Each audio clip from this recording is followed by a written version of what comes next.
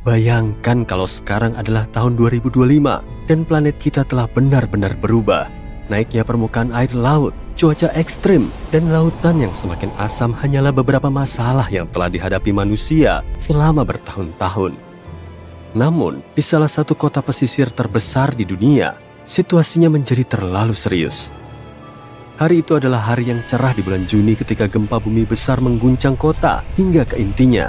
Tanah di bawah kaki orang-orang bergetar dan berguncang, dan bangunan-bangunan bergoyang berbahaya. Orang-orang berlarian di jalanan dengan panik, mencoba mencari tempat yang aman. Namun, begitu tanah mulai tenang, penduduk kota menyadari bahaya yang sebenarnya. Dinding air setinggi hampir 100 kaki mengalir deras ke arah kota, didorong oleh kekuatan gempa. Tsunami menghantam kota dengan kekuatan yang tak terbayangkan. Seluruh pemukiman di kota itu lenyap dan ribuan orang kehilangan nyawa. Namun disinilah menariknya. Setelah bencana tersebut, pemerintah kota menyadari mereka nggak bisa membangun kembali kota seperti semula. Mereka harus lebih siap menghadapi potensi bencana berikutnya. Maka, mereka membuat sebuah proyek yang sangat ambisius, membangun sebuah kota bawah air. Tujuannya adalah untuk menciptakan sebuah kota yang mandiri dan berkelanjutan di bawah permukaan laut yang bisa bertahan dari bencana alam apapun. Kota bawah laut ini akan ditenagai oleh energi terbarukan, menggunakan tenaga pasang surut dan panel surya bawah laut. Kota ini akan dirancang untuk tahan terhadap cuaca ekstrim dan punya sistem tanggap daruratnya sendiri. Proyek ini menarik beberapa ilmuwan, insinyur, dan arsitek terbaik di dunia. Mereka bekerja tanpa lelah untuk mendesain kota dan dengan hati-hati mempertimbangkan setiap aspek dari proyek ini. Kota bawah laut ini akan punya semua yang dimiliki oleh kota pada umumnya, mulai dari sekolah dan rumah sakit hingga toko dan restoran. Akan ada peternakan bawah laut, di mana ikan dan makhluk laut lainnya bisa tumbuh. Kota ini bahkan akan punya sistem transportasi, kapal selam canggih dan terowongan bawah laut yang menghubungkan berbagai bagian kota. Proyek ini menjadi mercusuar harapan yang bersinar bagi masyarakat. Proyek ini menunjukkan bahkan dalam menghadapi bencana, kita bisa bersatu untuk menciptakan sesuatu yang luar biasa. Namun seiring berjalannya waktu, proyek ini nggak lagi tampak sempurna. Biaya proyek ternyata lebih tinggi dari yang direncanakan. Ada juga kekhawatiran tentang berapa lama proyek tersebut akan bertahan. Bagaimanapun juga, lautan sangat nggak bisa diprediksi. Dan tetap saja, tim ilmuwan dan insinyur nggak pernah menyerah. Setelah bertahun-tahun melakukan uji coba, mereka akhirnya menciptakan kota bawah laut yang sempurna. Sebuah keajaiban teknik, sebuah ekosistem mandiri yang bisa menopang kehidupan manusia tanpa batas waktu. Bangunan-bangunannya dibangun dari bahan yang bisa menahan tekanan yang sangat besar di dasar lautan. Dan kota itu sendiri ditenagai oleh jaringan turbin hidroelektrik yang canggih. Gak lama kemudian, gelombang pertama kolonis tiba di kota bawah laut. Ada beberapa orang yang berbeda dalam kelompok ini, dan masing-masing dari mereka punya alasan tersendiri untuk memilih tinggal di dunia baru di bawah ombak ini. Beberapa di antaranya adalah petualang yang mencari dunia baru untuk dijelajahi. Sementara yang lain berharap untuk menghindari bencana alam yang terjadi di daratan. Namun terlepas dari perbedaan mereka, semua orang ini punya tujuan yang sama, membangun masyarakat baru yang selaras dengan alam. Kota bawah laut berkembang pesat dan penemuan-penemuan baru dibuat setiap hari. Para kolonis mengembangkan teknologi dan cara baru untuk menjinakkan kekuatan laut.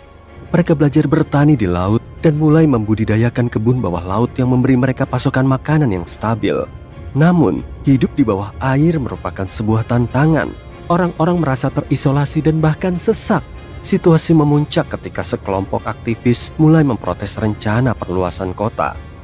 Mereka berpendapat kota bawah laut merupakan ancaman bagi lingkungan yang seharusnya dilindungi dan para kolonis harus fokus untuk mengurangi dampaknya terhadap kehidupan bawah laut yang rapuh. Protes tersebut memicu perdebatan sengit di antara para kolonis. Beberapa dari mereka berpendapat kelangsungan hidup kota bergantung pada pertumbuhan dan perluasannya. Sementara yang lain berpendapat kota ini harus memprioritaskan perlindungan lingkungan di atas segalanya. Pada akhirnya, sebuah kompromi tercapai. Kota ini akan terus berkembang, namun prioritas utamanya adalah keberlanjutan dan sikap bertanggung jawab terhadap alam. Para kolonis akan melakukan yang terbaik untuk mengurangi dampaknya terhadap lingkungan dengan menggunakan teknologi baru dan mengikuti aturan konservasi yang ketat. Dan mereka juga... Wah, mantap! Kamu sedang menjelajahi ruang angkasa. Saat ini kamu berada di atas pesawat yang besarnya 3 kali luas Central Park di kota New York. Ada ribut-ribut apa tuh? Oh, tenang aja, nggak ada serangan alien kok. Di hari spesial ini, tepatnya pada tanggal 22 Januari 2700, kamu baru saja lahir di luar atmosfer bumi. Syukurlah kamu telah lahir dengan selamat. Sejumlah tim medis sibuk menangani prosesnya, lengkap dengan perangkat futuristis yang membantu semuanya. Dari kaca bulat pesawat antariksa terlihat hamparan ruang angkasa yang mengundang decak kagum. Di posisimu saat ini, kamu sudah nggak bisa lagi melihat bumi. Pesawatmu terus melaju ke tempat tujuan lain sejauh jutaan kilometer. Menurut perkiraan, kamu akan sampai di planet baru ini selama puluhan tahun. Oke, kita percepat saja lah ya. Umurmu sudah 25 tahun dan seingatmu pesawat antariksa ini sudah jadi satu-satunya rumah yang kamu punya. Kamu sudah hafal betul luar dalamnya. Tiap pagi kamu bangun di ruanganmu yang lengkap dengan fasilitas kamar mandi kecil, dapur kecil, tempat tidur tingkat, dan kaca kuat untuk menikmati pemandangan bintang dan planet yang super cantik, tanpa perlu mengkhawatirkan radiasi ruang angkasa. Pesawat ini dilengkapi dengan pelindung magnetik permanen yang bisa memantulkan radiasi ruang angkasa agar kabinnya nggak terkena efeknya. Kalau sampai radiasinya masuk, akibatnya akan sangat fatal. Pesawatmu juga punya gravitasi buatan. Biasanya, kepadatan tulang astronot akan menyusut dari 1-2% dalam 1 bulan karena mereka terus melayang-layang di ruang angkasa. Tapi di masamu, yaitu di masa depan, masalah selama perjalanan luar angkasa tingkat lanjut bisa teratasi. Saat kamu keluar dari ruanganmu, awak lain sudah bersiap menuju tempat kerjanya.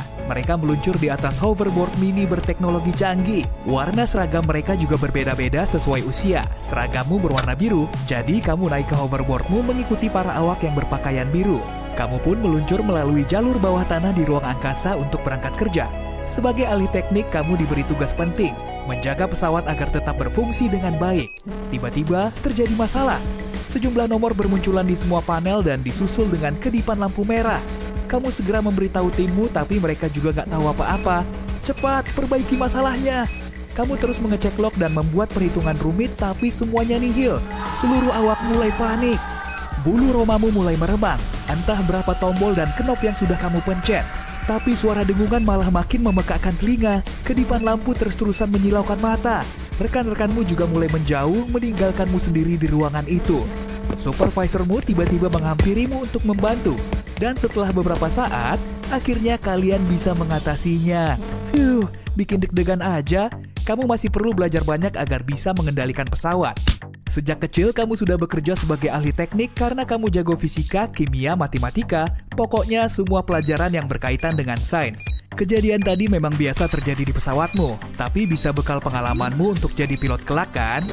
Sepulang kerja, teman-temanmu ngajak kamu nongkrong bareng.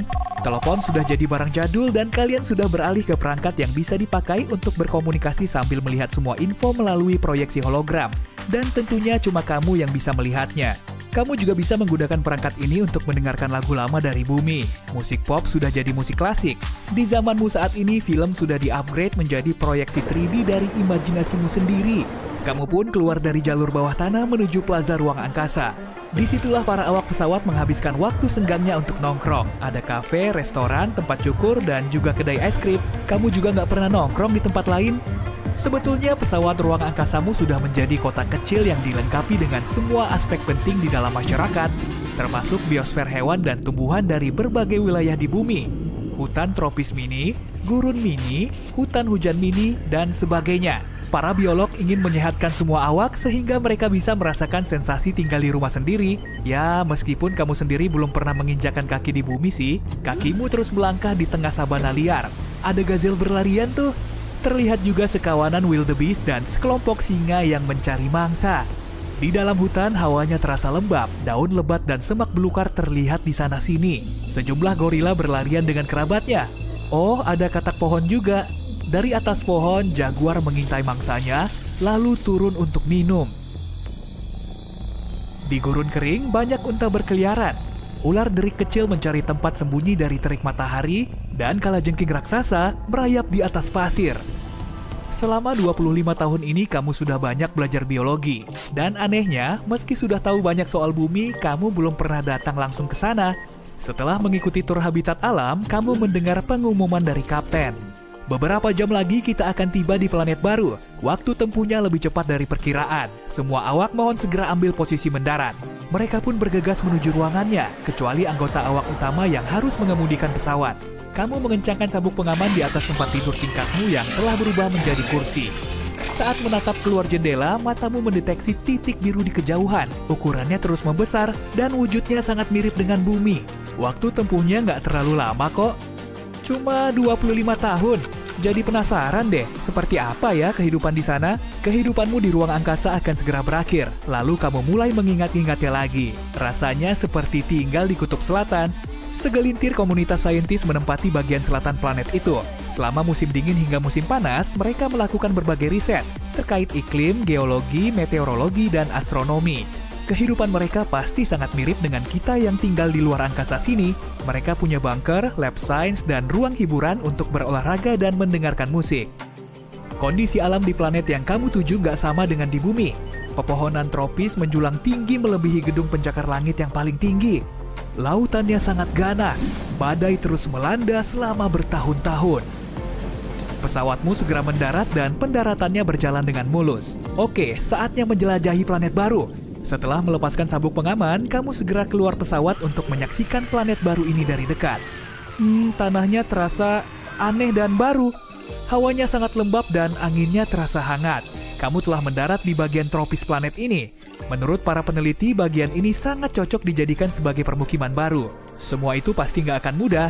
Manusia biasa mendirikan permukiman baru di dekat danau dan sungai. Begitupun dengan bangsa Mesopotamia, Mesir kuno, Aztek, dan masih banyak lagi. Mereka mulai merintis permukiman kecil hingga berkembang menjadi peradaban besar yang berfungsi penuh. Dengan berdagang dan berekspedisi, mereka bisa memajukan teknologi, mempelajari bahasa baru, dan membuat resep masakan lezat. Wah, kok tiba-tiba jadi pengen makan pasta dan sushi ya? Para ilmuwan berpendapat, penampilan kita akan berubah kalau kita terlahir di ruang angkasa. Dalam ribuan generasi, kepala manusia kemungkinan akan lebih besar. Siapa tahu aja kan? Yang jelas, kita nggak bisa bikin simulasinya di bumi. Warna kulit kita juga mungkin akan berbeda karena di ruang angkasa sana kita perlu lebih banyak melamin, yaitu pigmen yang melindungi kita dari radiasi matahari. Semakin mendekati matahari atau objek panas lain, kulit kita akan jadi coklat gelap, ungu, abu-abu, atau bahkan hijau. Untuk mencari tahu jawabannya, kita perlu menunggu sampai berjuta-juta tahun. Tanpa gravitasi, manusia juga harus membiasakan diri dengan tulang yang kurang padat sama seperti burung. Maka kemungkinan kita akan lebih lemah dari manusia purba di bumi. Sejumlah anggota tubuh kita juga mungkin akan terlihat aneh. Gravitasi berperan penting dalam menjaga keseimbangan tubuh kita dan untuk bertahan hidup, manusia perlu bergerak.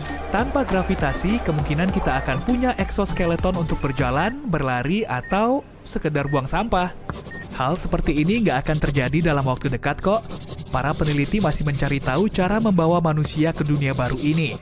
Sederhananya, luar angkasa diperkirakan berada 100 km di atas permukaan laut dari daratan. Di luar itu, berbagai kemungkinan bisa saja terjadi. Para penumpang sekalian, kapten Anda sedang berbicara. Kita akan siap lepas landas dalam 3, 2, 1. Tinggal di pesawat luar angkasa rasanya seperti cerita dalam film fiksi ilmiah. Tapi lambat laun hal ini berubah menjadi sebuah rencana untuk impian masa depan. Mari kita bayangkan bagaimana jadinya. Tanpa basa-basi lagi, aku akan mulai dengan cahaya. Di bumi, berkat atmosfer, langit menyebarkan cahaya matahari. Jadi, kita mendapatkan cahaya dari berbagai arah. Lalu, ada bayangan, kontras, dan cahaya sekitar. Namun, di dalam pesawat ruang angkasa, tidak ada langit untuk menciptakan cahaya sekitar yang sejuk. Saat kamu berada di pesawat ruang angkasa di dalam tata surya, satu sisi pesawat bisa diterangi oleh matahari atau bintang lain, dan satu sisi lagi bisa berada dalam bayangan. Bayangkan saja bulan sabit. Jika pesawat ruang angkasamu berhasil pergi jauh dari sistem tata surya manapun, kamu mungkin akan mengucapkan selamat tinggal pada sisi terang pesawat. Kamu akan berada sangat jauh dari semua bintang, jadi pesawat akan terbang dalam kegelapan. Namun, jangan khawatir, teknologi canggih mungkin akan menemukan cara untuk meniru cahaya matahari. Mungkin para perancang akan menempatkan panel lampu LED yang mirip dengan jendela. dan para penghuni kapal tidak akan menyadari perbedaannya. Bagaimana dengan manusia? Sebuah penelitian mengungkapkan bahwa kru yang terdiri dari 160 orang dapat menciptakan populasi yang layak selama 200 tahun. Di sini yang penting adalah memilih awak kapal dari kumpulan gen yang besar. Tidak boleh ada dua penumpang yang ikatannya lebih dekat dari sepupu tingkat ke-6 atau ke-7. Ini adalah proyeksi dari zaman kita. Siapa tahu, mungkin ratusan tahun kemudian, seluruh negara akan tinggal di dalam pesawat luar angkasa. Negara tetanggamu di bumi akan menjadi tetanggamu di luar angkasa. Hal ini mengingatkanku pada adegan di film Thor, Ragnarok, ketika para Asgardian yang selamat dari Hela melarikan diri dengan pesawat Grandmaster. Mereka pergi ke bumi untuk menetap. Mungkin kita akan pergi ke Proxima Centauri b. Ini adalah exoplanet atau istilah yang digunakan untuk mendefinisikan planet-planet di luar tata surya kita. Proxima b berada di sistem bintang lain, dan sebagian ilmuwan percaya bahwa sistem ini memiliki potensi. Sebagian dari mereka meyakini kalau ada kemungkinan air dalam wujud cair di permukaan planet. Hal ini penting karena planet ini merupakan eksoplanet tetangga terdekat. Ya, yang terdekat, tapi jaraknya hampir 40 triliun kilometer. Untuk lebih memahami jarak ini, aku akan memberikan sebuah perbandingan. Saat ini, salah satu wahana antariksa tercepat yang kita miliki, yaitu New Horizons, melaju dengan kecepatan lebih dari 50.000 km per jam. Tapi, bahkan dengan kecepatan ini pun masih butuh ribuan tahun untuk sampai ke Proxima b. Semoga saja kita bisa menemukan cara untuk membelokkan persamaan ruang waktu. Kalau mau realistis, opsi pertama lebih mungkin terjadi. Anggap saja kita melakukan perjalanan dengan pesawat ruang angkasa tercepat. Ini masih akan menjadi perjalanan beberapa ratus tahun. Hal ini membawa kita pada masalah kecil lainnya, rentang hidup manusia. Awak yang sama tidak akan bertahan sampai akhir perjalanan. Di sini, pesawat generasi bisa digunakan sebagai solusi. Sekelompok orang dewasa memasuki pesawat, kemudian anak-anak mereka, lalu anak-anak mereka. Begitulah sampai umat manusia akhirnya mencapai planet baru. Ada dua alternatif lain. Jika para peneliti berhasil menemukan cara untuk membuat manusia hidup selama berabad-abad, kita tidak akan membutuhkan pesawat generasi. Demikian pula, mungkin ada sistem untuk membekukan manusia. Butuh 20.000 orang untuk memulai populasi yang sehat di planet baru. Untuk saat ini, aku ingin tetap menggunakan skenario pertama. Beginilah rasanya tinggal di pesawat ruang angkasa generasi. Kencan tidak akan seromantis di bumi. Mungkin akan ada ahli genetika yang akan mengatur reproduksi. Aturan akan menjadi ketat. Di setiap generasi harus ada tugas tertentu yang harus dikelola. Seseorang harus menjadi dokter dan yang lain harus menjadi tukang ledeng. Generasi baru mungkin akan menjalani tes perencanaan karir. Setiap orang akan ditugaskan untuk bekerja berdasarkan kemampuan, bakat, minat, dan pekerjaan yang tersedia. Hal ini mengingatkanku pada Snowpiercer, tapi mudah-mudahan segala sesuatunya akan berjalan secara manusiawi dan lebih baik dalam versi ini. Manusia membutuhkan air dan mereka akan menciptakan limbah. Pada saat itu, mungkin kita tidak akan bergantung pada plastik. Ditambah lagi, daur ulang mungkin akan berada di tingkat yang lebih tinggi. Tetap saja, kita akan membutuhkan air. Manusia yang sehat membutuhkan hampir 300 galon air per tahun. Tidak mungkin mereka akan singgah di sebuah planet dan mengisi ulang cadangan air. Jadi, bagaimana cara penghuni pesawat ruang angkasa mengatasi masalah ini? Sudah ada sistem untuk mendaur ulang limbah astronot menjadi air murni. Masalah berikutnya adalah rumah sakit. Sebuah pesawat luar angkasa mungkin hampir tidak memiliki bakteri atau mikroba. Manusia membutuhkannya untuk sistem kekebalan tubuh yang lebih kuat. Jika manusia terlalu terisolasi lalu mendarat di sebuah planet, mereka mungkin akan mengalami kesulitan untuk mengatasi kondisi di sana. Perisai juga sangat penting. Luar angkasa adalah tempat yang radioaktif. Planet kita memiliki medan magnet yang melindungi kita dari gelombang yang menggoreng DNA. Di tempat terbuka, pesawat ruang angkasa akan membutuhkan perisai yang kuat. Mungkin kita bisa menciptakan semacam medan gaya. NASA sedang mengerjakan sistem untuk menumbuhkan tanaman di luar angkasa. Kita mungkin akan melihat area khusus yang didedikasikan untuk pertanian dan peternakan. Mungkin pesawat seperti ini akan membawa sampel flora dan fauna juga. Siapa tahu, mungkin akan ada taman khusus dan ekosistem mini yang berbeda. Ini akan sangat bagus untuk kewarasan orang-orang di kapal. Mempertahankan eksistensi umat manusia memang bagus. Tapi krisis eksistensial bisa mengacaukan para penumpang. Mereka bisa makan roti lapis luar angkasa di taman dan bersantai sejenak dengan suara kicauan burung. Tidak hanya taman, penumpang yang lebih muda mungkin membutuhkan taman bermain dan sekolah, dalam hal ini kabin, untuk mendapatkan pendidikan. Mereka mungkin akan mendapatkan kurikulum yang benar-benar baru, pedoman tata cara bertahan hidup di planet asing. Saat kita sudah punya pesawat seperti ini, AI dan robot berteknologi tinggi mungkin akan menjadi lebih populer dari sebelumnya. Mungkin akan ada robot yang dapat berkembang biak sendiri. Kita bisa mengirim robot-robot ini ke planet baru yang berpotensi dan melihat bagaimana hasilnya. Kita bahkan bisa mengirim tim robot ke beberapa dunia dan melihat mana yang memiliki habitat yang lebih baik. Jujur saja, pesawat generasi itu rasanya seperti cerita dari film laris Hollywood. Tapi ada inisiatif yang disebut Proyek Pesawat Luar Angkasa 100 Tahun. Mark J. Millis, pendiri Tau Zero Foundation, adalah salah satu partisipan yang terlibat dalam proyek ini.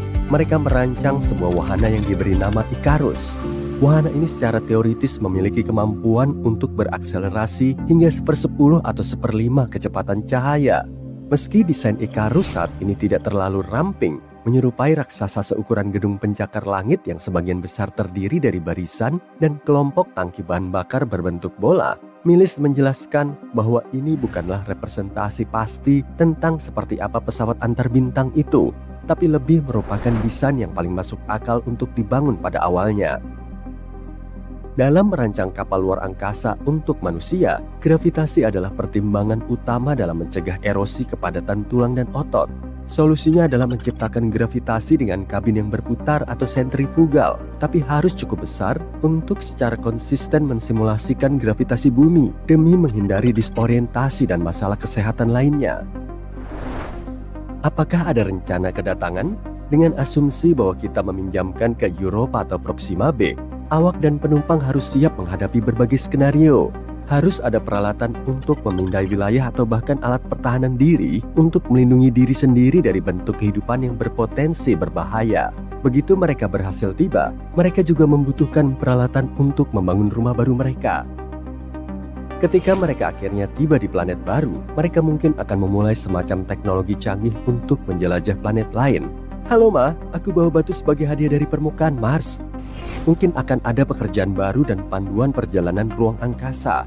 Dan kita mungkin memerlukan beberapa jenis dokumen, seperti visa, untuk memasuki planet-planet lain yang bisa dihuni. Diperkirakan akan terjadi hujan meteorit, jadi tinggallah di markasmu selama 2 tahun ke depan, kata penyiar berita. Oke, aku akan berusaha tenang di sini.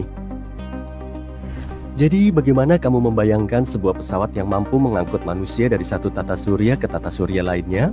Apakah pesawat itu akan memiliki semacam sayap atau akan terlihat seperti roket? Ayo ceritakan tentang desain yang ada di bayanganmu. Baru-baru ini para astronom menemukan 3 planet bumi super yang berpotensi mengorbit bintang Katai Oranye yang jaraknya cukup dekat. Istilah bumi super digunakan untuk menggambarkan planet di luar tata surya yang masanya lebih besar daripada massa bumi, tapi masanya di bawah massa planet es raksasa di tata surya, Uranus dan Neptunus. Sweta Dalal dari University of Exeter menemukan bahwa planet-planet tersebut mengorbit bintang HD 48498 yang jaraknya sekitar 55 tahun cahaya dari bumi. Planet-planet tersebut mengitari bintangnya masing-masing dalam waktu 7, 38, dan 151 hari bumi. Studi menjelaskan temuan ini muncul di jurnal MNRAS pada tanggal 24 Juni 2024. Yang paling keren, kandidat eksoplanet terluar ini mengorbit di zona Lake Huni bintang induknya. Kondisi di sana mungkin cukup nyaman untuk keberadaan air dalam wujud cair di permukaan tanpa mendidih atau membeku.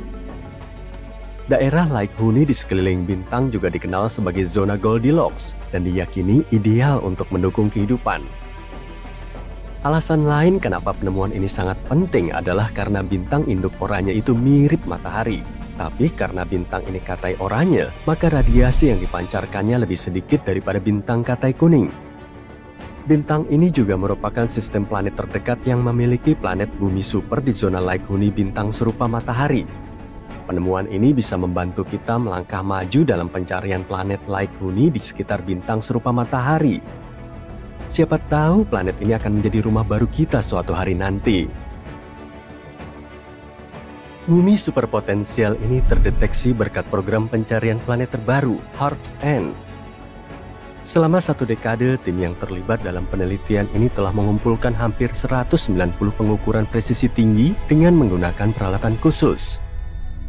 Dengan menganalisa spektrum cahaya yang datang dari sebuah bintang, para astronom bisa mengetahui apakah bintang tersebut bergerak ke arah kita yang dikenal dengan nama blue shift atau menjauhi kita yang disebut red shift. Dan untuk memastikan bahwa temuan mereka benar, tim menggunakan berbagai metode dan analisis komparatif. Semuanya mengukuhkan kesimpulan mereka. Memang ada 3 kandidat planet dengan masa minimum berkisar antara 5 sampai 11 kali masa planet tempat tinggal kita. Tim juga meyakini kalau kedekatan jarak dengan bintang dan orbit planet terluar yang menguntungkan membuat sistem ini jadi target yang tepat untuk penelitian di masa depan. Semoga saja penelitian lebih lanjut akan membuka pintu baru bagi pemahaman kita akan sistem keplanetan dan potensi kehidupan di luar tata surya. Para ilmuwan telah menemukan lebih dari 5.000 eksoplanet, planet di luar tata surya, sejak planet pertama yang dikonfirmasi mengorbit bintang serupa matahari pada tahun 1995. Untuk menemukan planet-planet jauh tersebut, para astronom menggunakan peralatan yang berbeda, seperti teleskop ruang angkasa Kepler milik NASA yang diluncurkan pada tahun 2009 yang memiliki misi untuk menemukan sebanyak mungkin planet serupa bumi yang berada di galaksi Bima Sakti. Tapi ini bukan satu-satunya instrumen yang digunakan untuk mencari eksoplanet. Nah, sekarang mari kita lihat planet-planet yang paling menarik dan menjanjikan. Gliese 667cc hanya berjarak 22 tahun cahaya dari bumi. Meskipun tampak dekat, jaraknya masih sekitar 206 triliun kilometer dari kita. Masa planet ini sekitar 3,8 masa bumi dan menyelesaikan satu orbit mengelilingi bintang induknya dalam waktu 28 hari. Dengan kata lain, 1 tahun di planet mirip bumi itu 13 kali lebih singkat daripada 1 tahun di bumi. Untungnya, bintang tersebut merupakan bintang katai merah yang dingin, jadi kemungkinan besar eksoplanet tersebut berada di zona Lake Huni. Tapi masih ada kemungkinan planet ini akan terpanggang secara teratur oleh flare yang berasal dari bintang induknya. Tentu saja hal ini tidak menyenangkan. Kepler 22b berada lebih jauh dari planet sebelumnya, yaitu lebih dari 600 tahun cahaya dari bumi. Ini merupakan planet Kepler pertama yang ditemukan di zona Lake Huni bintang induknya. Planet ini lebih besar dari bumi, sekitar 2,4 kali ukuran bumi. Sayangnya, kita masih belum tahu apakah planet ini berbatu, cair, atau gas. Orbit Kepler 22b mirip dengan orbit bumi. Planet ini membutuhkan waktu 209 hari untuk mengitari bintang kelas G, bintang yang mirip matahari. Tapi bintang ini lebih kecil dan lebih dingin daripada bintang kita.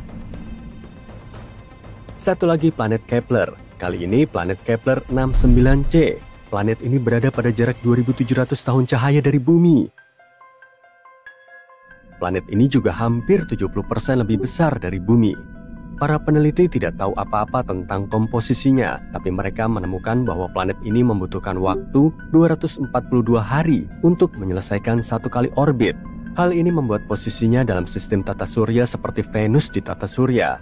Di saat yang sama, planet ini mungkin lebih ramah daripada Venus karena bintang induknya tidak terlalu bercahaya, yaitu 80% dari matahari. TOI 733b adalah planet yang baru saja kita kenal. Dia ditemukan pada tahun 2023. Planet ini berada di luar sana, berjarak 245 tahun cahaya dari bumi, dan hanya membutuhkan waktu 4,9 hari bumi untuk menyelesaikan satu kali putaran mengelilingi bintangnya.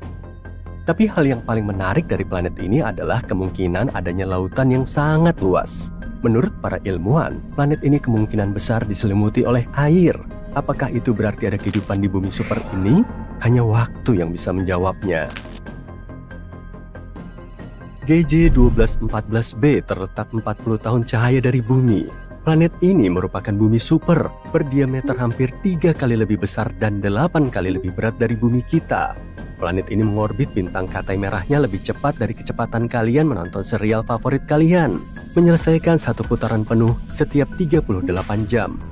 Tapi bukan hanya ukuran atau orbitnya saja yang membuat planet ini luar biasa. Di sana cukup panas, dengan suhu yang bisa mencapai 232 derajat Celcius.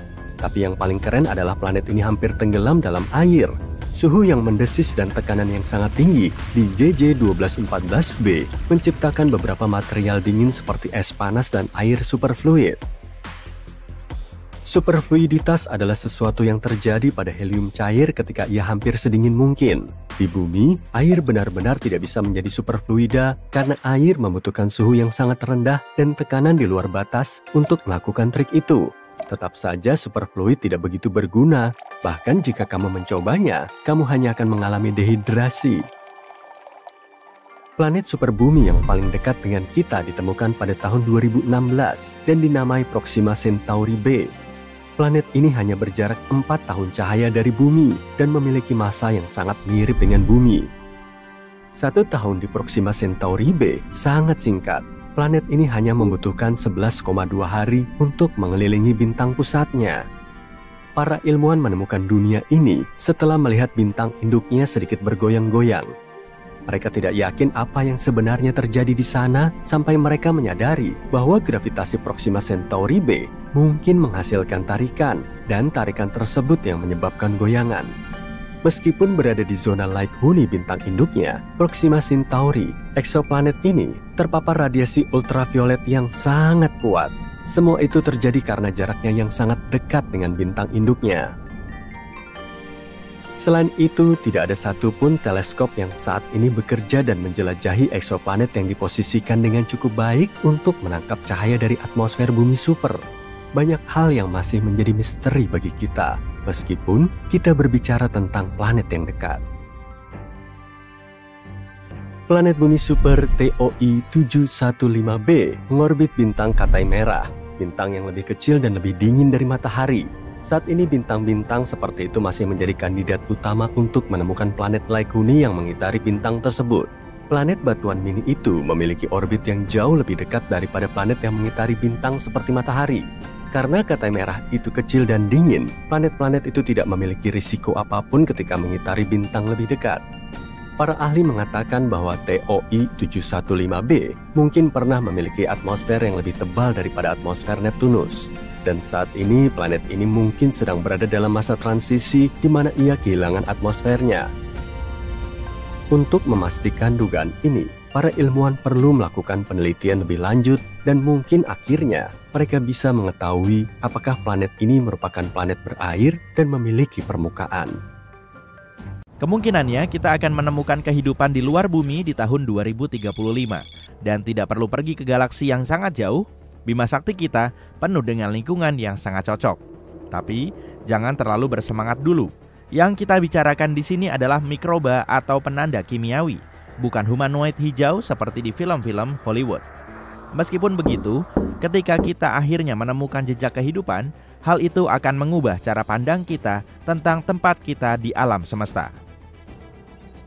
Teleskop antariksa Kepler milik NASA menemukan sesuatu yang luar biasa. Hampir semua bintang memiliki planet dan banyak di antaranya yang mungkin bisa dihuni. Planet batuan seperti Bumi dan Mars bahkan lebih banyak ditemukan di galaksi kita daripada planet gas raksasa seperti Saturnus dan Jupiter. Selain itu, kita juga sudah tahu kalau galaksi kita sangat kaya akan air. Ada air di awan antar bintang tempat bintang-bintang dan planet-planet terbentuk, di piringan-piringan debu di sekeliling bintang-bintang lain, di komet-komet, pokoknya di mana-mana. Namun, yang paling sulit adalah menemukan kehidupan itu sendiri. Idealnya, untuk menemukannya kita harus mendarat di setiap planet di luar angkasa dan benar-benar memeriksa di bawah setiap batu. Namun, berkat penelitian terbaru, setidaknya kita bisa mempersempit pencarian ke planet-planet yang berpotensi layak huni. James Webb Space Telescope, teleskop super canggih yang diluncurkan ke ruang angkasa pada tahun 2021, sedang melakukan penelitian. Teleskop ini memeriksa atmosfer bumi super di dekatnya, yaitu planet berbatu yang ukurannya sedikit lebih besar dari bumi. Wahana ini mencari gas-gas yang berhubungan dengan kehidupan. bahan kimia yang hanya bisa diproduksi oleh makhluk hidup, dan mereka sudah menemukan beberapa petunjuk. Sebagai contoh, mereka mendeteksi tanda-tanda adanya bahan kimia semacam itu di sebuah planet yang disebut K2-18b. Jarak planet ini 120 tahun cahaya, yang merupakan jarak yang cukup dekat dalam skala ruang angkasa. Planet ini berada di zona Goldilocks, yaitu zona di sekeliling bintang di mana temperaturnya tepat untuk keberadaan air dalam wujud cair. Planet ini mengitari bintang Katai Merah, tipe bintang terkecil yang pernah ada. Bintang-bintang semacam itu sedikit lebih redup daripada matahari. Diperlukan waktu sekitar 1 tahun untuk memeriksa apakah petunjuk-petunjuk kehidupan ini nyata. Jika ya, berarti kehidupan jauh lebih umum daripada yang kita duga sebelumnya. Tapi, kalaupun tidak, masih ada 10 planet Goldilocks lainnya yang ada dalam daftar untuk dipelajari. Teleskop luar angkasa James Webb adalah alat yang sangat keren, tapi memiliki keterbatasan. Teleskop ini tidak bisa mendeteksi planet-planet kecil yang mirip bumi karena ukurannya. Untuk mengatasinya, NASA berencana untuk meluncurkan alat lain, teleskop survei inframerah bidang lebar. Teleskop ini akan lebih baik lagi dalam mendeteksi planet-planet seperti itu dan bahan kimia yang berhubungan dengan kehidupan. Dan juga ada proyek SETI. SETI adalah singkatan dari Search for Extraterrestrial Intelligence. Proyek ini telah berburu makhluk luar angkasa sejak tahun 80-an. Mereka juga percaya bahwa kita akan menemukan tanda-tanda kehidupan dalam 10 tahun ke depan. Belum lama ini, mereka memulai sebuah proyek yang sangat besar dan keren. Proyek ini dinamakan COSMIC dan menggunakan serangkaian teleskop radio di New Mexico. Kalian mungkin pernah melihatnya di film Contact. COSMIC memungkinkan para ilmuwan untuk mendengarkan ratusan ribu, bahkan jutaan sistem bintang pada waktu yang sama. Teleskop-teleskop ini mengamati langit dan memeriksa data secara langsung. Jika ada sinyal yang menarik, para ilmuwan bisa langsung memeriksanya tanpa harus menunggu berminggu-minggu atau bahkan berbulan-bulan. Sinyal-sinyal itu sendiri seringkali muncul secara tiba-tiba dan singkat. Tapi, COSMIC bisa mendeteksi sinyal-sinyal terpendek yang berlangsung dalam hitungan nanodetik. COSMIC juga dapat membantu penelitian lain, seperti mempelajari semburan radio cepat yang misterius dan tidak dapat dijelaskan atau bahkan materi gelap. Ini adalah alat terbesar dan paling kuat untuk mencari kehidupan di luar bumi yang pernah kita ciptakan. Tapi, tidak cukup hanya dengan mendengarkan saja. Kenapa kita tidak mencari tahu sendiri? NASA telah mengirimkan beberapa sinyal ke luar angkasa. Pada tahun 2000, Deep Space Network mengirimkan sinyal ke satelit Pioneer 10. Tapi ada rintangan yang menghalangi. Sebuah bintang Katai putih yang jaraknya 27 tahun cahaya dari bumi. Jika ada planet di sekeliling bintang itu, mungkin sinyal juga sampai ke sana. Jika ada spesies cerdas di sana, kita bisa menerima balasannya di tahun 2029. DSN terus mengirimkan transmisi yang kuat ke luar angkasa. Sinyal-sinyal ini akan bertemu dengan 222 bintang dalam 3 abad ke depan. Mungkin suatu hari nanti kita akan menerima balasan dari suatu tempat yang jauh. Tapi kenapa kita belum menerima jawaban? Ada sekitar 200 miliar galaksi di alam semesta. Masing-masing memiliki sekitar 100 miliar bintang. Jika 1% saja dari bintang-bintang itu memiliki satu planet, maka masih ada 200 kuintilion planet yang mungkin. Dan kita bisa mengerucutkannya lebih jauh lagi. Jika kemungkinan planet-planet itu memiliki kehidupan adalah 1:1 triliun, maka masih ada beberapa ratus ribu planet. Jadi, di mana semuanya? Ini adalah pertanyaan terkenal yang dikenal sebagai paradoks Fermi. Kemungkinan pertama tidak terlalu menakutkan. Ada kemungkinan alam semesta penuh dengan kehidupan, tapi kehidupan ini tidak cerdas dalam pengertian tradisional kita. Beberapa planet mungkin memiliki mikroba, burung atau dinosaurus luar angkasa. Hal ini disebut dengan teori Great Filter. Teori ini menyatakan bahwa ada filter tertentu yang harus diatasi oleh kehidupan untuk menjadi cerdas, dan mungkin spesies lain belum mampu mengatasinya. Coba pikirkan, kehidupan di bumi dimulai di lautan. kemudian merangkak ke daratan beraneka ragam dalam berbagai bentuk. Punah dalam peristiwa besar sebanyak 5 kali, berevolusi lagi, dan akhirnya menjadi manusia. Kita membangun masyarakat, mengembangkan perawatan kesehatan, dan baru kemudian mulai mencari kehidupan lain. Ada ide lain yang disebut hipotesis Gaian bottleneck, yang pada dasarnya menunjukkan hal yang sama.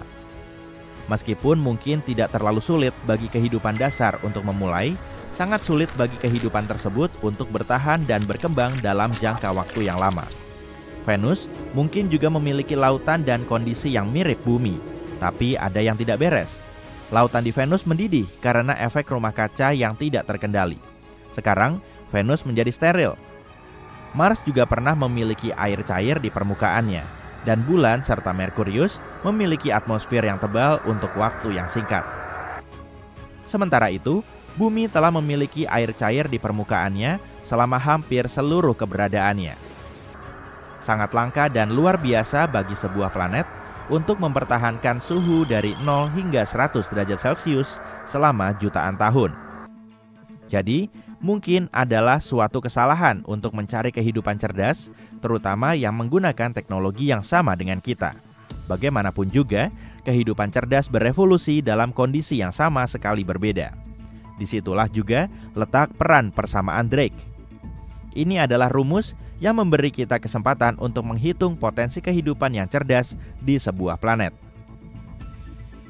Untuk menghitung hasilnya, kita perlu mengetahui beberapa variabel. Berapa banyak bintang yang ada? Berapa banyak bintang yang memiliki planet? Kemungkinan planet-planet tersebut memiliki kehidupan, dan seterusnya. Sayangnya, kita belum mengetahui angka-angka ini dan hasilnya mungkin tidak signifikan. Tapi, mari kita asumsikan bahwa setidaknya ada satu spesies cerdas lainnya. Kenapa kita belum bertemu? Mungkin ada banyak alasan. Mungkin mereka tidak menganggap kita cukup menarik, atau mungkin masalahnya ada pada kita. Mungkin kita terus kehilangan sinyal mereka, atau mungkin kita melewatkan seluruh spesies itu sendiri. Alam semesta ini sangat besar dan kuno, usianya lebih dari 14 miliar tahun. Jika kita memadatkan seluruh sejarah evolusi bumi ke dalam waktu 24 jam sehari, kehidupan itu sendiri dimulai pada pukul 4 pagi. Dinosaurus punah pada pukul 11 malam.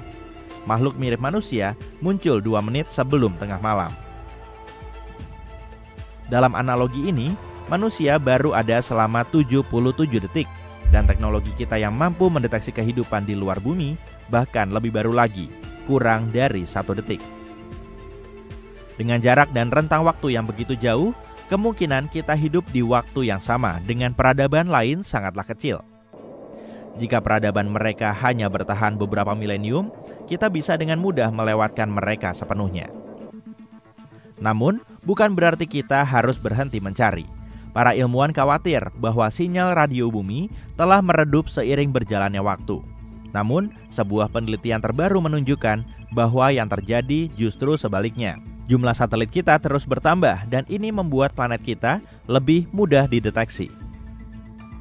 Pada akhir dekade ini, kita bisa memiliki 100.000 satelit yang membuat bumi menjadi sangat terang dalam spektrum radio. Jika ada peradaban maju di luar sana, mereka akan dengan mudah menemukan kita bahkan dari jarak yang sangat jauh.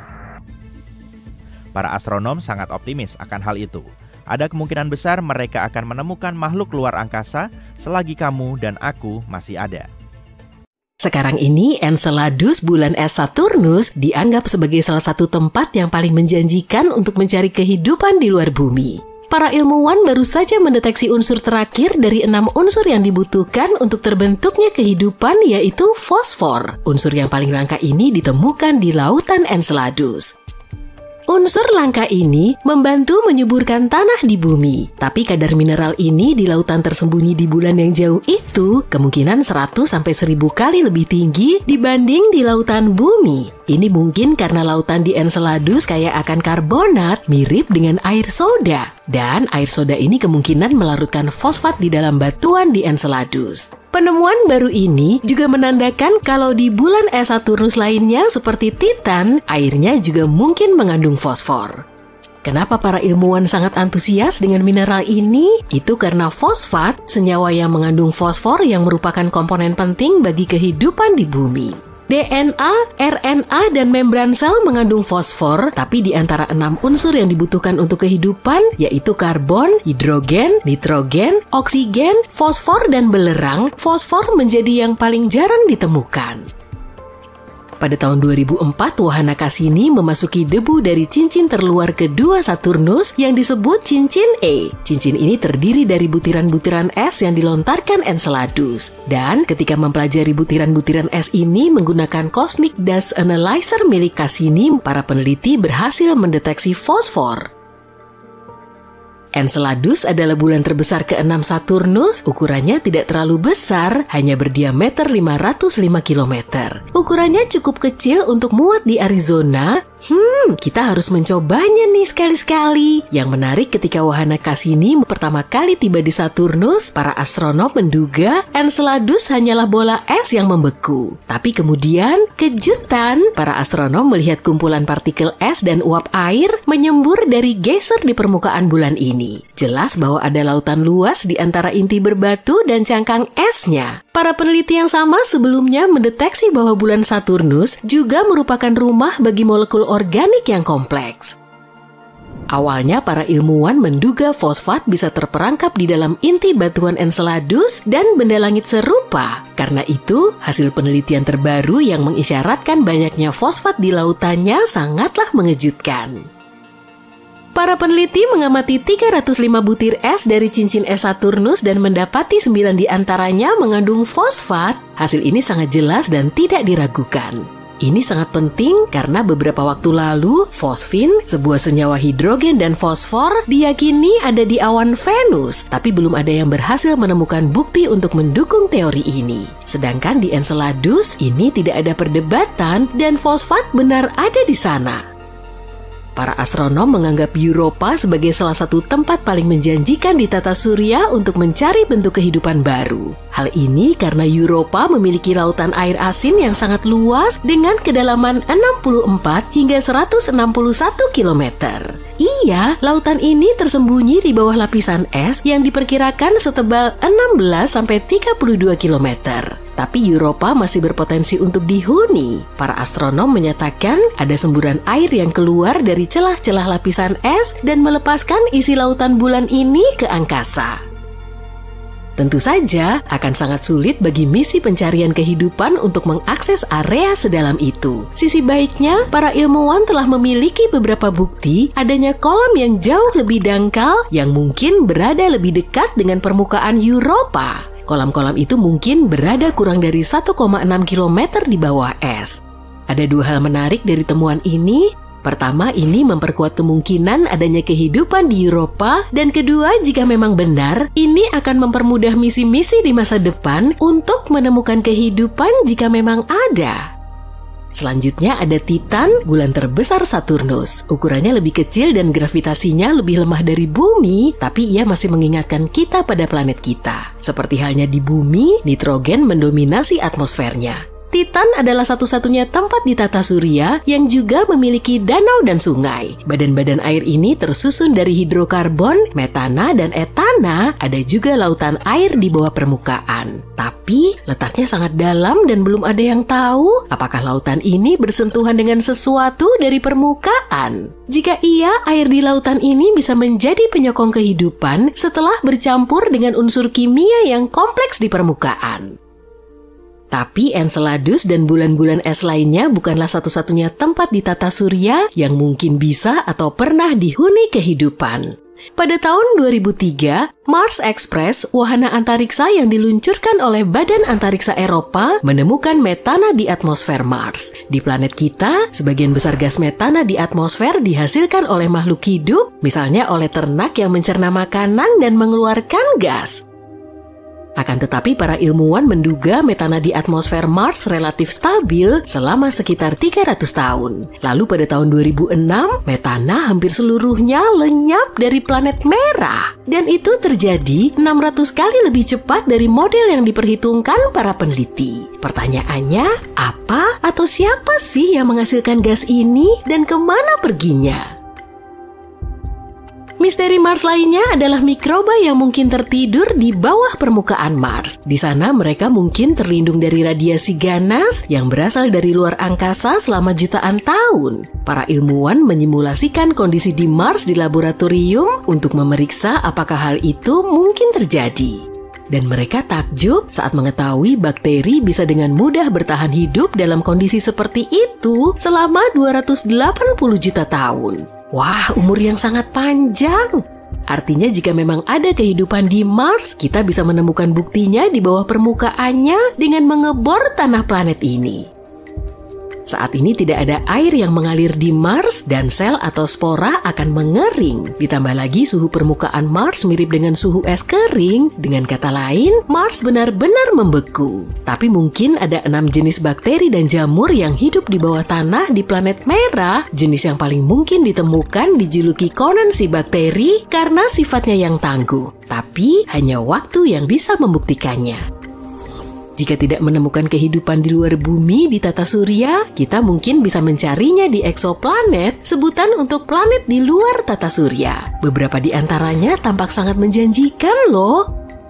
Eksoplanet yang paling dekat dengan bumi adalah Proxima Centauri b, jaraknya hanya 4,2 tahun cahaya dari bumi. Baru-baru ini para astronom mendapati bahwa planet ini lebih mirip bumi daripada dugaan awal. Ukurannya hanya 17% lebih besar dari planet tempat tinggal kita. Planet ini mengorbit bintang yang lebih redup dan lebih kecil daripada matahari. Proxima Centauri b berada di tengah-tengah zona layak huni bintangnya. Artinya ada kemungkinan air dalam wujud cair dan kehidupan ada di planet ini.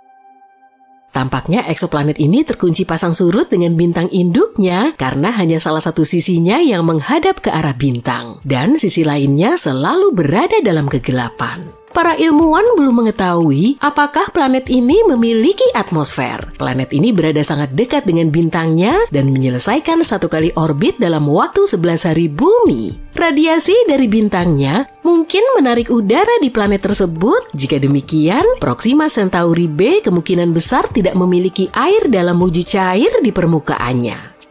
Gliese 832c berjarak 16,2 tahun cahaya dari bumi. Dalam skema kosmik, ini sangat dekat. Masa eksoplanet ini 5 kali lipat masa bumi dan berada lebih dekat dengan bintang induknya. Itu sebabnya 1 tahun di planet ini hanya berlangsung selama 36 hari. Tapi karena bintang ini merupakan katai merah yang jauh lebih dingin dan redup dibanding matahari, Gliese 832c menerima cahaya dan panas yang sama dengan planet kita.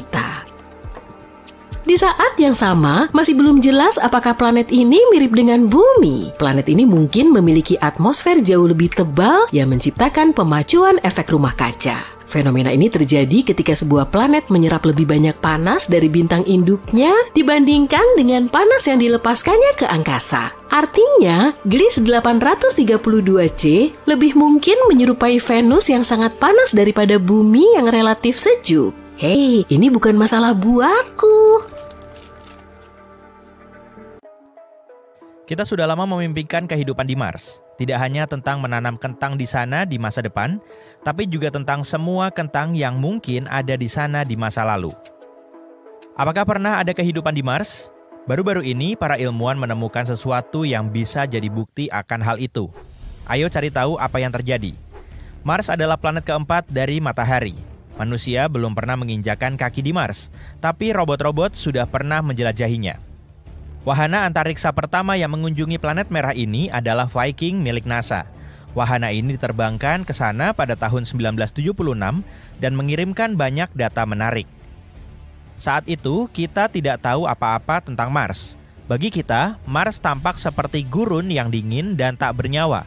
Tapi, karena kemiripannya dengan bumi, para ilmuwan mulai bertanya-tanya.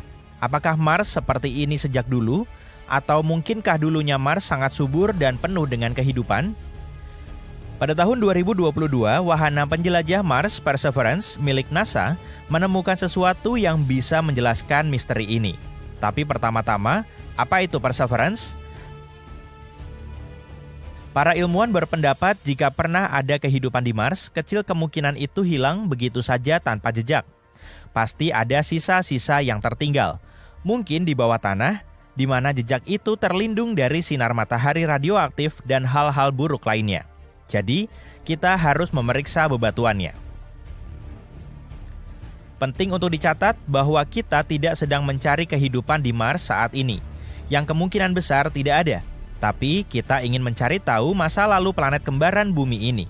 Kita bicara soal miliaran tahun lalu, ketika Mars mungkin masih hangat, hijau, dan memiliki kehidupan. Dengan kata lain, kita harus menemukan jejak mikroba dan berbagai senyawa kimia yang mirip dengan yang ada di bumi. Inilah misi karakter utama kita, Perseverance. Wahana ini tiba di Mars pada Februari 2021. Wahana antariksa ini mendarat di dasar kawah Jezero selebar 48 km. Setelah mendarat, wahana ini meluncur ke arah barat ke tempat yang mendorong para ilmuwan untuk memilih Jezero sebagai lokasi penelitian. Tempat ini adalah delta sungai yang mengering, dan bekas sungai ini sudah berusia lebih dari 3,5 miliar tahun. Kawah Jezero sendiri dulunya sebuah danau besar. Yap, ternyata di Mars pernah ada air, dan para ilmuwan menduga tempat ini cocok untuk menjadi rumah bagi mikroba. Itulah yang dilakukan bakteri di bumi. Mereka bersembunyi di kedalaman danau dan kolam. Jadi, kita mungkin bisa menemukan jejaknya di sana. Para peneliti percaya bahwa danau ini memiliki nilai ilmiah tertinggi dalam keseluruhan misi. Peluang tertinggi untuk menemukan batuan tempat bakteri dapat bertahan hidup ada di sini, di Jezero. Jadi, Perseverance pergi ke delta ini. Perjalanannya tidak mudah. Wahana ini sedikit meleset dan mendarat lebih jauh dari yang direncanakan. Seperti kata-kata dalam satu film terkenal, manuver kecil ini akan mengorbankan 51 tahun waktu kita. Untungnya, Perseverance hanya butuh waktu 1 tahun, dan dalam perjalanannya, ia bisa sedikit menjelajahi Jezero. Wahana penjelajah ini menggunakan alat bawaan yang kompleks untuk menjelajahi Mars. Alat ini disebut Scanning Habitable Environments with Raman and Luminescence for Organics and Chemicals, atau disingkat SHERLOC. Wah, NASA sangat suka membuat singkatan. Saat alat ini mendekati delta, sinyal molekul organik semakin kuat. Tak lama kemudian, sinyal-sinyal ini ada di mana-mana dan menjadi sinyal paling terang yang pernah dilihat oleh para ilmuwan. Apa artinya ini? Mudah sekali, Watson. Kamu tahu kawan Sherlock ini kan? Saatnya menggali. Sejak Juli 2021, Perseverance telah mengebor dan mengumpulkan 4 inti batuan sedimen yang tipis. Jumlah total batuan yang terkumpul saat ini adalah 12. Ini kali pertama dalam sejarah kita mengumpulkan sesuatu yang seperti ini di planet lain. Keempat inti ini ditemukan di 2 batuan yang dinamai Skinner Ridge dan Wildcat Ridge. Sepasang inti pertama yang berasal dari Skinner Ridge sekilas tidak tampak menarik. Keduanya sangat mirip dengan yang bisa kita temukan di banyak tempat di bumi. Namun jika diamati lebih dekat, ada butiran-butiran bulat materi gelap. Butiran-butiran gelap ini bisa jadi dulunya berasal dari sungai purba, sungai yang sama yang mengalir ke Jezero. Mungkin saja sungai tersebut membawanya dari tempat yang berjarak ratusan mil dari Jezero, dan itu sangat menarik. Jika kita mempelajari inti ini, kita bisa mempelajari lebih banyak lagi tentang sudut-sudut Mars yang jauh. Ya, memang tidak ada sudut di sana, tapi kamu paham maksudnya. Kemudian pada bulan April 2022, Perseverance tiba di delta, dan akhirnya para ilmuwan menemukan apa yang mereka cari. Penemuan ini sangat membuat mereka gembira. Mereka menemukan 2 inti lagi yang menyimpan zat organik. Keduanya diambil dari Wildcat Ridge. Lokasinya sangat dekat dengan Skinner Ridge, tapi kedua batuan itu sangat berbeda satu sama lain. Sampel-sampel ini berwarna lebih terang dan lebih seragam. Kemungkinan besar itu adalah batu lumpur, batuan yang tidak biasa, mirip tanah liat tapi lebih keras dan tidak bisa menyerap air. Sampel-sampel ini juga berbutir lebih halus daripada inti dari Skinner Ridge. Kenapa ini penting? Karena semakin halus butiran di dalam batu, semakin besar kemungkinan adanya jejak kehidupan masa lalu di dalamnya. Di bumi, batu-batu berbutir halus paling sering berada di dasar kolam dan tempat-tempat serupa. Di sana, batu-batu ini bisa menyimpan sisa-sisa organisme yang sudah mati dan zat-zat serupa selama bertahun-tahun. Dan inilah yang kita temukan di batu-batu tersebut. Selain itu, menurut para ilmuwan ada lebih banyak zat organik di kedua inti ini daripada di tempat lain yang diteliti oleh Perseverance sejauh ini. Zat organik itu mungkin terakumulasi ketika danau menguap secara bertahap miliaran tahun lalu. Jadi, benar-benar ada kehidupan di Mars? Tenang dulu. Zat organik adalah molekul yang mengikat karbon, dan ya, di bumi, zat ini paling sering dikaitkan dengan kehidupan, tapi tidak selalu. Terkadang karbon bisa terbentuk karena hal lain. Karena itu, kita belum bisa memastikan apakah pernah ada kehidupan di Mars. Kita tidak tahu apakah molekul-molekul ini benar-benar berasal dari mikroba Mars atau merupakan hasil dari hal lain. Tapi, penemuan ini tetaplah sangat signifikan. Kita harus terus menggali lebih dalam lagi. Untuk mempelajari materi organik ini lebih lanjut, para ilmuwan perlu mengumpulkan beberapa sampel batuan berbutir halus. Akan sangat bagus juga untuk mempelajari materi yang ada di sekitar lokasi penampung air ini. Perseverance sudah pindah ke area lain, ke tempat dengan nama yang indah, yaitu Enchanted Lake. Wahana ini perlu mencari hal-hal serupa di sana. Ia juga akan terus mempelajari Danau Jezero. Pada akhirnya, Perseverance mendaki ke puncak delta dan melakukan penjelajahan ke lokasi-lokasi kuno di luar kawah. Sebelum akhir tahun 2022, Perseverance mungkin sudah membawa 6 atau lebih sampel inti Mars. Sayangnya, peralatan yang cukup kompleks ini masih sangat terbatas. Data ini saja tidak akan cukup untuk mendapatkan gambaran yang lengkap. Oleh karena itu, NASA berencana mengirim wahana antariksa lain ke Jezero di tahun-tahun mendatang. Bersama dengan Badan Antariksa Eropa, mereka sedang mengerjakan misi robotik berikutnya yang dikenal sebagai Mars Sample Return. Namanya sudah cukup jelas. Perangkat ini akan tiba dan mengambil seluruh sampel dari mesin penjelajah lama, Perseverance. Setelah itu, sampel-sampel ini akan dikirim ke bumi meskipun tidak melalui Amazon Prime, dan kemudian para ilmuwan akan dapat menganalisisnya di laboratorium canggih. Namun, semua ini akan memakan waktu sangat lama. Peluncuran misi ini dijadwalkan pada tahun 2027-2028, dan wahana antariksa ini baru akan kembali pada tahun 2033. Tapi jika semua berjalan lancar, ini akan menjadi sampel pertama dalam sejarah yang dikirim ke bumi dari Mars. Dengan kata lain, masih ada banyak ruang untuk penelitian. Dan ya, kita belum tahu arti sebenarnya dari penemuan ini. Tapi memang itulah tujuan utama misi ini, bukan? Dan siapa yang tahu, mungkin dalam beberapa tahun lagi kita akan tahu kebenaran tentang apa yang terjadi di Mars miliaran tahun lalu. Oh, lihat penghuni Mars itu, kamu tertipu.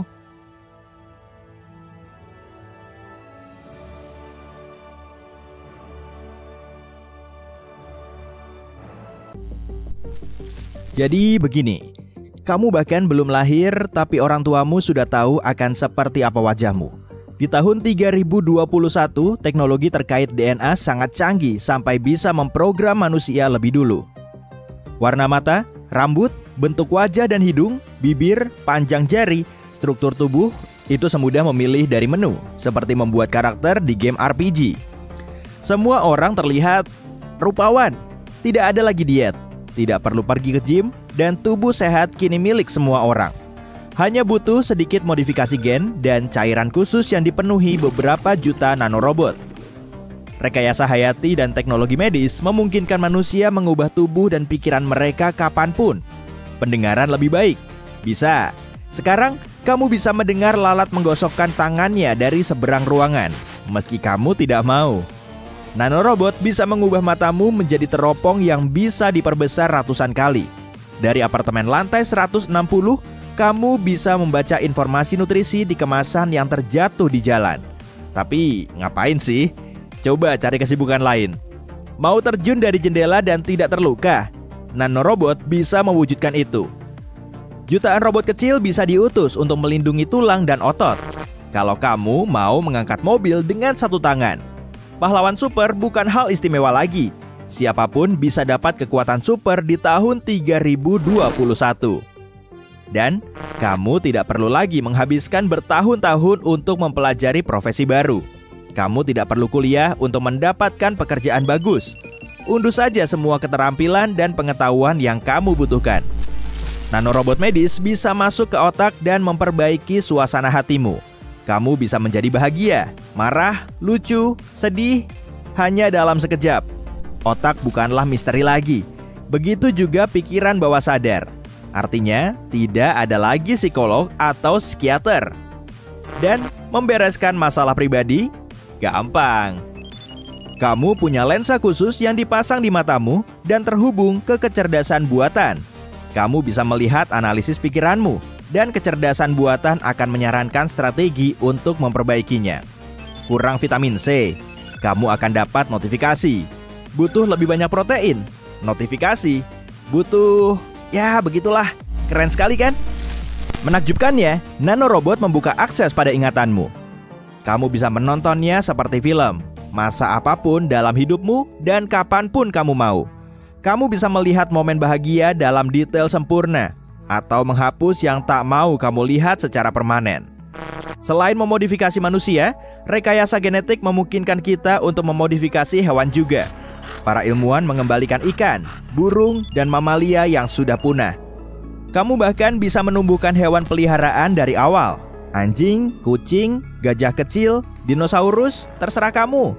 Dan kalau kamu tidak suka membersihkan kotorannya, pelihara saja robot yang mirip dan berperilaku seperti hewan sungguhan, tanpa hal-hal yang menyebalkan tadi. Pada tahun 3021, tubuh manusia bisa hidup sampai 200 tahun. Tapi pikiran, selamanya. Kamu bisa mengunggah data otak ke cloud. Cara berpikir, kebiasaan, sikap, karakter, ingatan, seluruh kepribadianmu bisa dijadikan kode dan diunggah. Kamu bisa mengubah pikiranmu menjadi kode sekarang dan mengunduhnya menjadi tubuh baru yang dimodifikasi. Katakanlah, setelah kamu ulang tahun ke 189, tubuh baru ini tak butuh makanan atau air, cuma butuh energi. Di masa depan, tidak ada yang lapar. Manusia bisa jalan-jalan cantik mengelilingi galaksi. Kamu bisa mengunggah kesadaranmu ke komputer dan memindahkannya ke tubuh biomekanis yang sudah dikirim ke planet lain. Jika kamu punya cukup uang, kamu bisa membeli beberapa tubuh dan menyebarkannya dalam beberapa bagian galaksi. Lalu, saat libur, kamu bisa mengirimkan pikiranmu ke planet lain hanya untuk mendapat kedamaian dan ketenangan. Kalau kamu mau membongkar kesadaran dan mengunduhnya lagi dalam beberapa ratus tahun, kamu punya pilihan. Berada dalam mimpi 100 tahun atau menghabiskan waktu berkeliaran di jaringan tak terbatas. Kamu bahkan bisa menyimpan pikiranmu di internet dan melakukan apapun yang kamu mau. Beberapa orang bahkan hidup di dalam web untuk 1 atau 2 tahun. Gaya hidup Matrix? Manusia belajar mengubah lingkungan mereka dengan bantuan utility fog atau kabut utilitas. Bayangkan robot seukuran sel manusia. Robot ini memiliki beberapa anggota tubuh, bisa berubah warna, suhu, dan bisa terhubung dengan robot kecil lain. Kabut utilitas hanyalah triliunan robot-robot kecil ini. Mereka menyatu dan bisa membentuk objek yang kamu mau, atau mereka bisa berubah menjadi hologram, cocok untuk panggilan video. Kabut ini bisa menjadi apapun. Bisa menjadi cangkir, lukisan, mobil, robot lebih besar, tapi bukan makhluk hidup. Tapi hanya karena itu masa depan, bukan berarti semua orang bisa bersenang-senang. Teknologi kabut ini sangat mahal. Kabut ini bisa membuat bangunan. Kamu bisa bangun di rumah indah, pergi kerja, dan rumahmu secara otomatis terlipat dan berubah menjadi koper kecil. Hey, Budi Hendrawan, kamu bisa berkeliling galaksi dengan kopermu itu dan mengubahnya menjadi rumah yang kamu mau. Kamu tiba-tiba mau punya dapur lebih besar, perabot berbeda, kolam di atap, perosotan dari kamar ke dapur? Haha, enggak masalah. Dan di dalam rumah, keadaan jauh berbeda. Kamu tidak perlu bersih-bersih lagi. Debu, lumpur, dan minyak akan diurus oleh nanorobot. Kamu menonton film sedih, menangis, mengelapnya dengan tisu, lalu kamu buang tisu bekas itu. Di tempatnya mendarat, kabut utilitas berubah menjadi tempat sampah kecil dengan roda. Dia meluncur ke dapur, membuang tisu, dan puff, dia pun hilang. Bagaimana dengan camilan setelah menonton film? Selama berabad-abad, drone pizza berterbangan. Pada suatu waktu, hal itu menjadi agak konyol. Jumlahnya terlalu banyak sehingga mulai bertabrakan dan menabrak burung yang lewat. Sekarang, kamu tinggal memesan sandwich atau pasta lewat lensa khusus dan makanan dicetak 3D. Saat sumber daya di planet bumi mulai habis, manusia menghuni bulan dan Mars. Lalu, muncul terobosan besar.